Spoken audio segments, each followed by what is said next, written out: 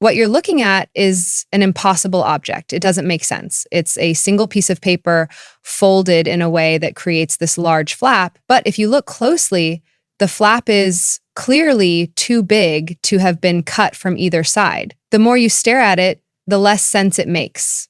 As I said, it's one piece of paper. No glue, no tape, just some cuts and folds. Let me reveal the secret. All you need is a piece of paper and a pair of scissors. First, fold the paper in half lengthwise, like this. Next, make your first cut. Starting from the center of the long side, cut with the scissors all the way to the crease, but don't go past it. Now, make 2 more cuts.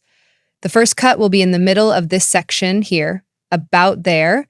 Do the same on the other side, cutting roughly in the middle of this section. Again, stop at the crease. I'm not using a ruler, I'm just eyeing it. You're almost done. You've folded the paper and made your 3 cuts. Here's the big secret to creating the impossible object. Pick up the paper with both hands. With your right hand, rotate it backward to add a slight twist.